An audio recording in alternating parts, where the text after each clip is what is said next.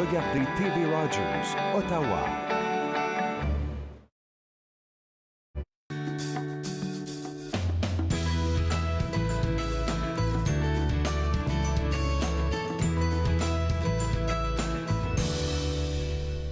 Bonjour et bienvenue entre nous exclusivement sur les ondes de TV Rogers. Je suis Claude Andrea Bonnier. Je me ferai un réel plaisir de passer la prochaine demi-heure avec vous. Aujourd'hui à l'émission, on va parler avec notre expert en technologie, en gadgets informatiques aussi, Donny Lima. Avec lui, on va découvrir plein de nouveaux gadgets et puis je vous demande de rester avec nous jusqu'à la fin parce qu'il y a des gadgets qui sont vraiment très très drôles. On va aussi parler avec Monique Lanois, professeure agrégée de l'Université Saint-Paul, qui va nous parler de ses recherches en bioéthique et en rapport avec la COVID-19. Et tout de suite, pour commencer, je m'entretiens avec Marie-Renée Faille de l'ACFO Ottawa. Et Marie-Renée vient nous annoncer la grande nouvelle que le prix Bernard Grand-Maître va avoir lieu en 2021 et la date est choisie. Oui, exactement. Donc, le gala aura bien lieu le 18 février 2021. Donc, c'est toujours un jeudi. Habituellement, on le fait le 3e jeudi du mois de février. Mais pour cette année, bien sûr, le gala aura lieu de façon virtuelle, comme fallait qu'on s'y attende aussi. Mais quand même, les candidatures sont ouvertes pour les différents lauriers et les candidatures sont ouvertes jusqu'au 15 janvier. Donc, si vous connaissez quelqu'un que vous voulez juste nominer, comme remplissez le formulaire. On a un peu changé le formulaire pour faciliter les choses. Donc, par exemple, je vais donner un exemple. Si moi, je veux nominer Claude Andrea, dans le formulaire que je vais remplir, je vais juste dire pourquoi je nomine Claude Andrea, comme pourquoi je pense qu'elle mériterait de gagner un laurier. Et après, ce sera à Claude Andrea de nous envoyer les informations complémentaires. Parce que souvent, comme c'est difficile pour certaines personnes qui veulent nominer, d'avoir toutes les informations qu'on demande. Sur comme, si je veux nominer mon médecin, je sais pas ce qu'il a fait de toute sa vie, fait que c'est plus facile de dire ce que mon médecin a fait pour moi, et le médecin, lui, il complétera avec ses informations personnelles. Alors, c'est une nouvelle façon de faire. Et puis, à quoi est-ce qu'on... Ben, déjà, on va parler des catégories. Il y en a combien encore? Il y en a 9, donc 8 lauriers. Oui, 8 lauriers plus le prix Bernard Grand-Maître. Et on peut commencer à soumettre les candidatures aujourd'hui. Je te demandais ça même avant notre entrevue. C'est quoi le format que ça va prendre? Oui, c'est virtuel, mais comment est-ce qu'on sait un peu comment vous pensez l'organiser? Le déroulement? Oui, ça va se faire virtuellement, en direct aussi. Nous prévoyons prendre une salle où il y aura quand même les nominés, par exemple. On va essayer de faire quelque chose avec eux.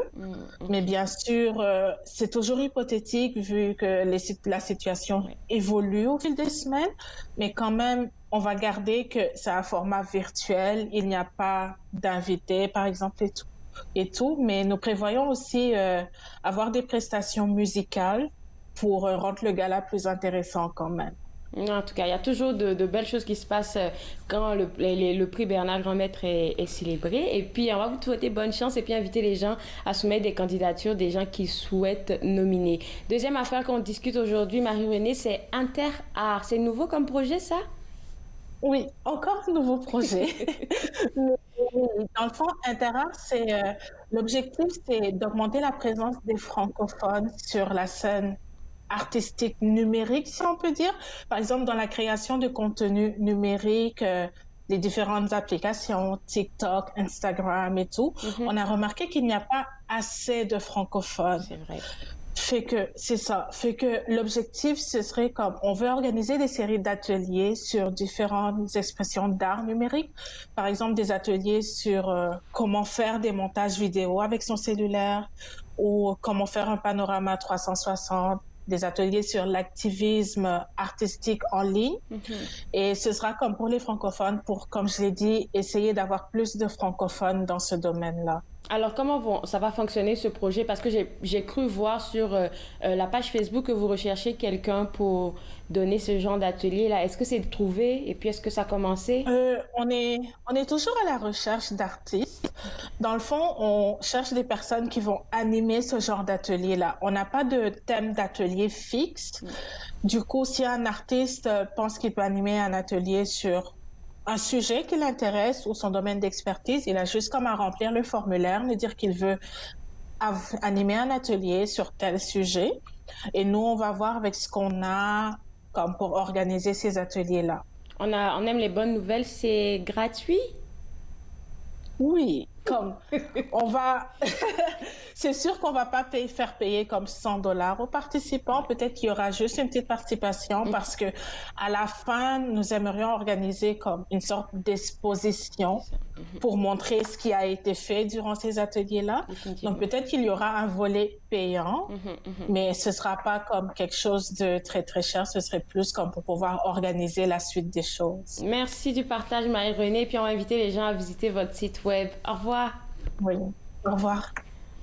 Alors, pour vous autres à la maison, si vous voulez déjà soumettre la candidature de quelqu'un que vous souhaitez nominer, vous êtes invité à aller au www.acfoottawa.ca dans l'onglet Prix Bernard Granmet 2021 pour le faire. Mais il y a aussi le projet Inter-Art auquel vous pouvez participer. Si vous vous sentez capable de donner un atelier sur peu importe le domaine, vous allez aussi écrire au www.acfoottawa.ca. Je vais m'entretenir maintenant avec Madame Monique Lannoy, qui est professeure agrégée à l'Université Saint-Paul à la faculté de philosophie, et ses recherches les plus récentes en ce moment portent sur la bioéthique et la COVID-19. Et la première question que j'ai envie de vous poser est de savoir si ça serait nécessaire de forcer tout le monde à prendre le vaccin. Oui, c'est une bonne question parce que justement, on en parlait ce matin que environ, on est peut-être à 50% de personnes qui ont dit qu'ils prendraient volontairement le vaccin. Alors, pour avoir cette fameuse immunité du troupeau, il faudrait un pourcentage plus élevé. Sauf que il faut réfléchir à la question, quelle est la meilleure façon d'encourager les personnes à prendre le vaccin? Est-ce que les forcer à prendre le vaccin, c'est la meilleure solution? Ou si on peut les encourager, comme on le fait là, déjà pour la grippe, à prendre le vaccin, donc avoir le vaccin qui est disponible dans toutes les pharmacies, qui est aussi gratuit. Alors, c'est justement des pistes de réflexion.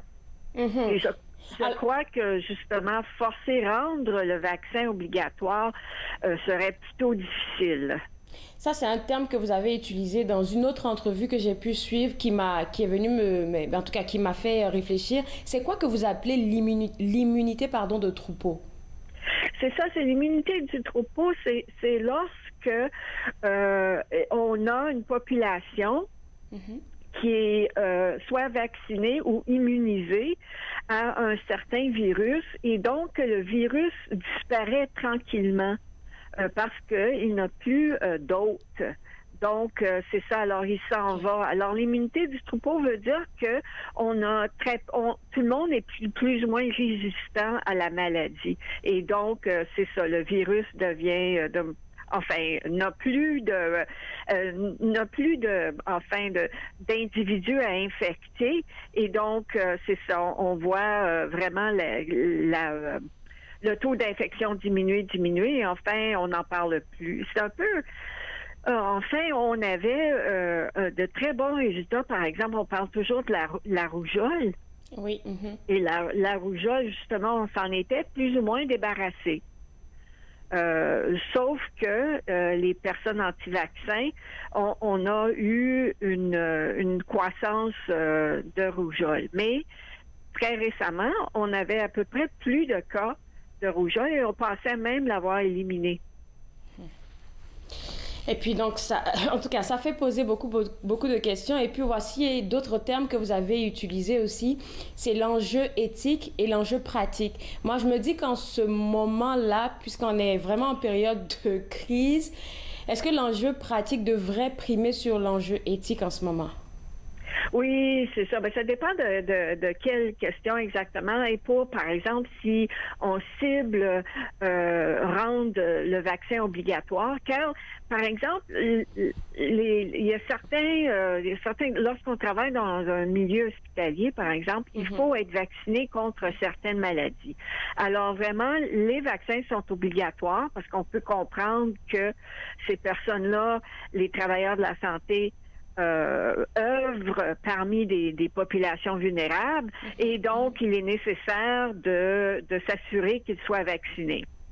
Et je pense que mais pour la population en général, et c'est difficile de dire qu'il faut, d'un point de vue éthique, brimer leur liberté lorsqu'ils n'ont pas nécessairement de contact avec des personnes vulnérables ou enfin qu'on a d'autres dispositions qui peuvent aussi aider à stopper la propagation comme les masques. Hein? Et aussi, je dirais, donc, c'est l'enjeu éthique. Est-ce qu'on peut dire que nous avons raison de limiter la liberté de certains individus pour le bien commun? Mais l'enjeu pratique, c'est, et ça, on en a parlé beaucoup, on n'a pas assez de vaccins pour l'instant. Alors, on va commencer avec certaines populations, comme les travailleurs de la santé, évidemment, possiblement les populations plus vulnérables. Alors, c'est ça ici, ça c'est l'enjeu pratique, que même si on se trouvait de bons arguments pour enfin l'imposer à tout le monde, on n'en a pas assez. Alors, enfin, c'est ça.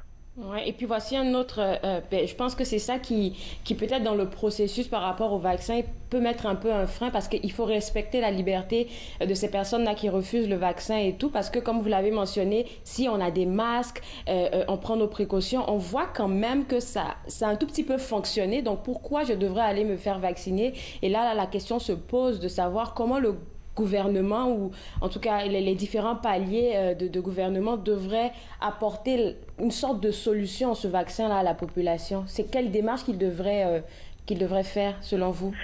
Oui, ben c'est ça justement. Et aussi, comme vous l'avez mentionné, il y a différents paliers. Et donc, il y a le fédéral, mais aussi il y a le provincial, par exemple. Alors, la meilleure façon, je crois, de procéder, si, par exemple, le vaccin, on avait beaucoup de vaccins qui étaient disponibles, la meilleure façon de procéder serait des campagnes de sensibilisation, que le vaccin soit gratuit et aussi disponible à plusieurs endroits.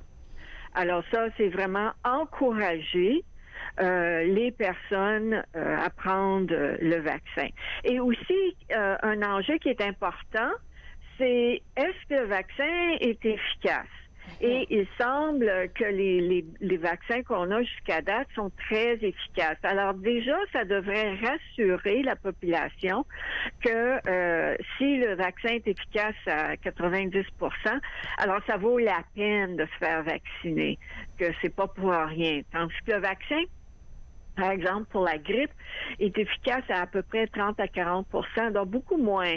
Hein, on a plus de difficultés parce que la grippe change à chaque année, etc. Donc, pour la COVID, on a vraiment ciblé, évidemment, le virus. Et donc, on peut avoir, et c'est aussi une nouvelle méthode là, de formuler le vaccin. Et donc, c'est ça, on a des résultats qui sont quand même assez impressionnants. Et là, quand vous parlez de campagne, là, ça me fait penser, vous avez mentionné qu'il y a 50% de la population en ce moment qui est OK pour se faire vacciner de leur propre gré, mais j'ai pu voir des statistiques comme quoi il y aurait 32% de la population, en fait, qui était réticente à cause du fait que le vaccin a été trouvé trop tôt. Parce qu'au départ, on se disait que ça allait prendre du temps pour trouver un vaccin et tout de suite, on a trouvé un vaccin qui semble super bien fonctionner, mais les gens sont encore réticents. Alors, quand vous parlez de campagne, là, c'est quel genre de campagne qu'on devrait faire? Oui, ça, c'est une bonne question. Effectivement, on a développé... Et c'est sûr que lorsqu'on regarde les effets du vaccin, c'est des études à long terme, hein, sur une population assez large. On a quand même fait des études sur une 40 000 personnes environ. Donc, c'est quand même assez, c'est la phase 3, donc c'est quand même assez large. Mais c'est sûr qu'au fil des années, on va en savoir plus sur le vaccin et aussi sur la maladie. Alors, c'est ça. Et enfin, on n'a pas eu, jusqu'à date, dans les études, des événements, enfin, qui font que les personnes qui ont été vaccinées ont été très malades. Oui. Et habituellement, on s'aperçoit des effets nocifs dans le court terme. Les effets nocifs ne viennent pas habituellement à long terme. Alors, c'est ça qui est plus rassurant. Mais quand même, c'est vrai. C'est un point d'interrogation qui va rester quand même. Et enfin, je veux dire, on peut très peu contrer ces objections, sauf de dire qu'habituellement, on s'aperçoit des effets négatifs dans le court terme d'un vaccin et non dans le long terme. Donc, en fait, dans ce que vous venez de dire, là, on est vraiment confiant parce que ça fait un bout de temps que ça a commencé à être comme utilisé. Vous parlez de 40 000 personnes, c'est quand même beaucoup et on n'a pas entendu de rebondissement par rapport à ça. Donc, on devrait vraiment essayer d'avoir une ouverture d'esprit concernant ce vaccin. Oui, c'est ça aussi. Et si, je veux dire, si on est monsieur ou madame tout le monde qui regarde vaccin ou COVID, et là, il y a aussi beaucoup de points d'interrogation sur les effets à long terme de la COVID. Hein? Et donc, on sait que ça peut être très dangereux pour certains individus dans le court terme, mais on ne sait pas encore parce que, je veux dire, le virus est apparu, ça fait presque un an. Alors, c'est pas très long, hein. Donc, et on s'inquiète un peu des séquelles neurologiques à long terme. Alors, c'est ça. Oui. Alors, je pense que c'est ça, les personnes tout le monde devrait enfin s'interroger sur le pour et le contre du vaccin, mais aussi le pour et le contre de la COVID. Ça, c'est une belle interrogation. Avant de terminer, j'aimerais vous poser cette dernière question-là. Vu que on est en train de demander à tout le monde d'avoir l'esprit ouvert sur ce vaccin-là, maintenant que la population, vous l'avez dit, 50% de la population est quand même OK pour se faire vacciner, si on va jusqu'aux 60%, aux 70% et peut-être même aux 100%, ce qu'on espère, en ce moment-là, vous pensez que ce soit pas nos informaticiens, mais les gens qui sont en technologie, qui traitent avec ces vaccins-là, les paliers de gouvernement, c'est quoi la prochaine étape? Après le vaccin, oui. C'est ça. Alors, c'est ça aussi. Le vaccin, c'est pas nécessairement un remède miracle. Hein? Ça va aider beaucoup. Mais on va continuer à porter des masques parce que, justement, j'ai écouté une conférence du Dr Fauci aux États-Unis qui a beaucoup discuté de ça. Et là, on sait, avec le vaccin, qu'il protège. Donc, il protège de beaucoup. Et donc, si quelqu'un a une infection, les séquelles sont très minimes. Hein?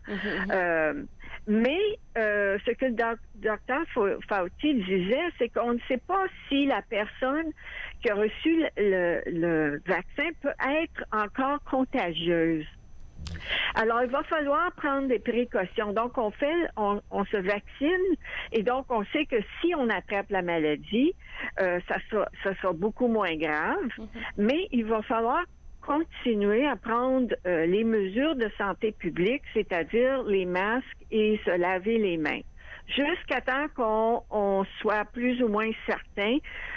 Donc, moi, je dirais, là, on a pour presque un an encore, de s'assurer que le virus disparaît graduellement. Alors, c'est ça. C'est pas comme si on a le vaccin le 1er janvier, le 2 janvier, tout revient à la normale. Ça sera pas comme ça. Ça va être beaucoup plus graduel. Merci de nous le signifier. Donc, on va dire vaccin ou pas vaccin, il faut toujours rester responsable. Merci beaucoup, Madame Lannoy. Ah, c'est mon plaisir. On a une très belle discussion et puis vous pouvez vous faire vous-même à la maison votre opinion à ce sujet-là. Là, maintenant, on va discuter avec notre expert en technologie, Denis Lima, qui a toujours de nouveaux gadgets à nous présenter. Et aujourd'hui, je sens que je vais beaucoup rire, Denis, parce que tu nous apportes des gadgets uniques en leur genre. Oui, pas seulement des gadgets, mais des situations aussi qui sont comiques, là.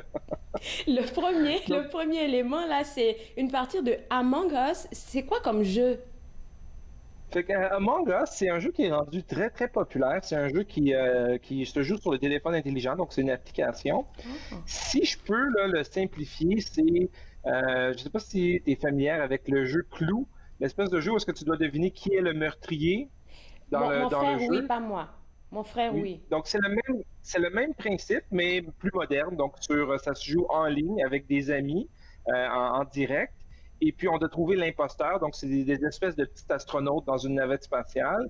et on doit trouver qui est l'imposteur et l'expulser de la navette spatiale. Donc, c'est un petit peu ça le terme du jeu. C'est très, très, très populaire, tellement populaire que un streamer canadien, Ryan Le Tourneau, a lancé une invitation à pas n'importe qui, au chef du NPD, Jagmeet Singh, et M. Singh a accepté l'invitation. Donc, il a accepté d'aller jouer à Among Us sur Twitch. Je pense qu'il a été inspiré par une de ses invités, donc une de ses invités spéciales que Jagmeet va inviter, c'est Alexandria Ocasio-Cortez, qui est membre de la Chambre des représentants aux États-Unis, qui n'est pas n'importe qui.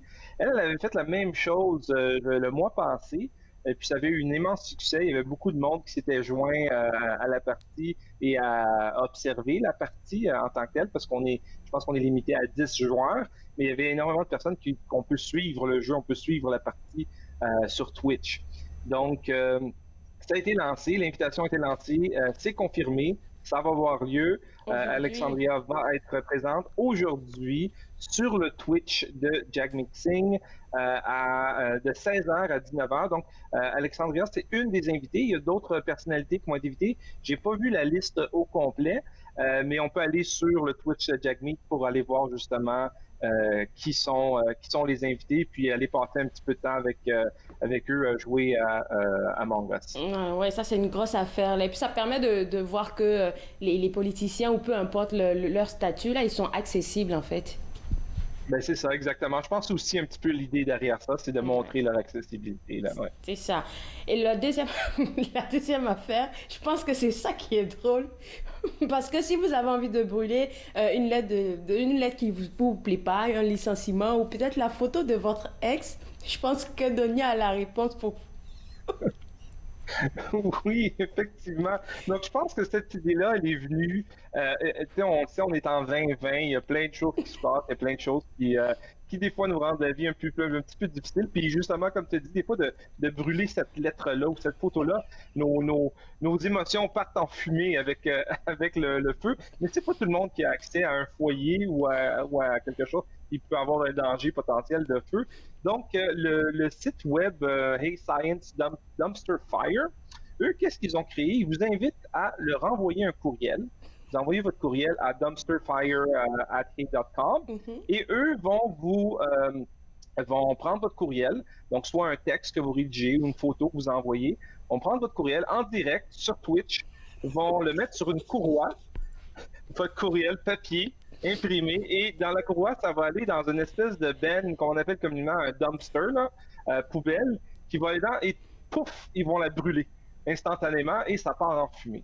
Donc, c'est une petite façon là, de nous remonter de morale et de faire partir les émotions négatives en fumée, en ayant du plaisir un petit peu. Je pense au cœur brisé, là, avec un bon ballon de vin, tu regardes la photo de ton ex brûlé, tu dis ciao, bye.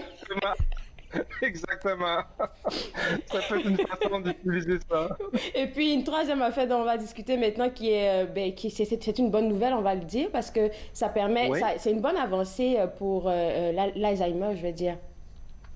Oui, effectivement. On entend souvent parler dans l'actualité d'intelligence artificielle. On entend souvent des choses parce qu'on a peur un petit peu parce qu'on a Google qui nous écoute tout le temps, on a Alexa, on a toutes sortes de trucs d'intelligence artificielle qui nous fait des fois un petit peu peur, mais des fois on est capable d'utiliser cette technologie-là pour développer, faire des avancées au niveau de la médecine, au niveau de la technologie en général. Donc, IBM et Pfizer ont développé une intelligence artificielle qui va permettre d'analyser le langage d'un individu sur plusieurs années. Et cette analyse-là va pouvoir prédire, avec une précision quand même assez élevée de 70%, si la personne risque d'avoir la maladie d'Alzheimer. Ouais. Et ce qui est intéressant de cette analyse-là qu'ils ont fait, c'est qu'ils sont capables maintenant, avec cette technologie-là, de déterminer jusqu'à 7 ans à l'avance, avant qu'on ait un propre diagnostic qui soit fait de la maladie. Ça. On peut prédire quand même jusqu'à, dans certains cas, 7 ans à l'avance. Et ce qui est intéressant là-dedans, c'est que on sait qu'il n'y a pas de remède présentement pour l'Alzheimer. Il y a des thérapies qui sont possibles, mais justement être capable d'identifier la maladie très tôt vont faire en sorte que les thérapies vont être plus efficaces plus tôt et vont permettre une meilleure qualité de vie plus longtemps pour les patients. Donc, les chercheurs qui ont développé cette technologie, ils espèrent évidemment continuer dans cette avancée technologique-là. Et ce qu'ils cherchent à faire pour l'instant, évidemment, c'est d'améliorer la qualité de vie des personnes qui vont être diagnostiquées pour des thérapies futures. C'est extraordinaire ce que la technologie peut faire là. Alors, Oui. quatrième outil que tu nous proposes en ce moment, c'est pour... En tout cas, je te laisse la présenter. C'est pour les sandwichs, en tout cas. C'est pour les sandwichs. Je ne sais pas si toi, tu aimes ça, les sandwichs avec ou sans croûte. Avec la croûte. Je sais Moi, que la croûte. avec la croûte, moi aussi c'est avec la croûte, mais je sais qu'il y a des personnes qui sont un petit peu plus difficiles, ils n'aiment pas la croûte. Donc un YouTuber, Andrew The Gun, sur YouTube, avec son imprimante 3D et plusieurs ingéniosités, a créé lui-même une machine à couper des croûtes. Donc la machine, en fait, c'est un couteau de cuisine qui est monté sur une table à découper qui tourne. Et là, le couteau tombe un peu comme une guillotine et tranche les croûtes du pain, enlève les croûtes du pain. Donc c'est très drôle. Dans son vidéo, le couteau n'est pas très bien aiguisé, donc les croûtes ne tombent pas très très bien, mais ça fait preuve de créativité et d'imagination, là. Et puis en plus, ce que je trouve intéressant, au départ j'ai ri, mais après on peut l'utiliser pour n'importe quoi. Ça peut couper des Oui. oignons et puis des carottes et tout.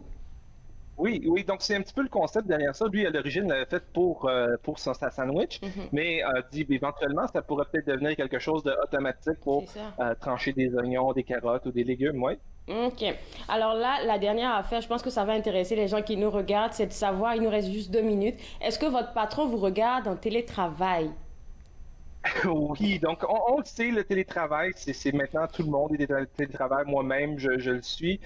Et puis, bon, on est en télétravail, c'est facile de tomber sur Facebook ou c'est facile d'avoir Netflix sur le coin de notre écran ouvert. Mea en culpa. faisant d'autres choses. Oui, exactement. Mais Microsoft, en fait, permet maintenant aux administrateurs des services Microsoft en entreprise, souvent ce qu'on appelle Microsoft Office 365, d'être capable de vérifier assez en détail qu'est-ce que leurs employés font sur les logiciels. Est-ce qu'ils partagent des fichiers? Est-ce qu'ils collaborent? Est-ce qu'ils allument leur caméra pendant leurs appels téléconférences? Donc, ils peuvent aller chercher des petites informations comme ça qui pourraient peut-être nuire à la productivité là, des employés, là. Donc, il faut faire attention, c'est ça qu'on retient. Oui, absolument. Merci beaucoup, Denis, et puis on se revoit dans 1 mois. Excellent, merci beaucoup. Au revoir. Au revoir. Alors, là, j'ai passé un bon moment avec Denis. Là. Alors, si vous voulez savoir de quel gadget on a parlé, je vais vous inviter à regarder l'émission encore une fois. Vous avez on a parlé du prix Bernard Granmet. Il est encore possible de faire des soumissions. J'aimerais revenir dessus parce que j'ai eu la chance de recevoir un prix qui m'a aidé beaucoup dans qu'est-ce que je suis devenue. Alors, je vais vous inviter à visiter le www.acfoottawa.ca si vous voulez soumettre une candidature. Je me suis fait le plaisir de passer cette demi-heure avec vous. On se voit lundi à partir de 11h. Je vous souhaite un excellent week-end. Au revoir.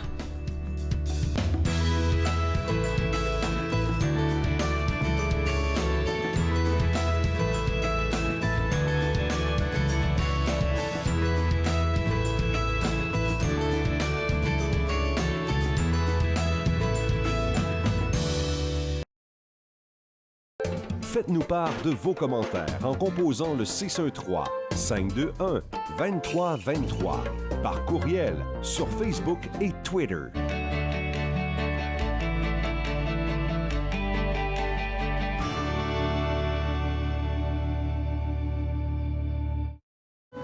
Pour une deuxième saison, le Père Garneau vous invite au Musée Village de Cumberland pour rencontrer les conteurs et conteuses de la région. Viens que je te raconte, dimanche 21h sur TV Rogers. Les commerces, les restaurants et les services locaux d'Ottawa font partie importante de notre tissu urbain. Nous pouvons les aider en ces temps difficiles. Commandez chez eux en ligne, achetez des chèques cadeaux à utiliser plus tard, commandez des repas à emporter ou à livrer, démontrez votre soutien sur les réseaux sociaux. S'il vous plaît, faites-le aujourd'hui. En savoir plus, visitez ottawa.ca/acheter local.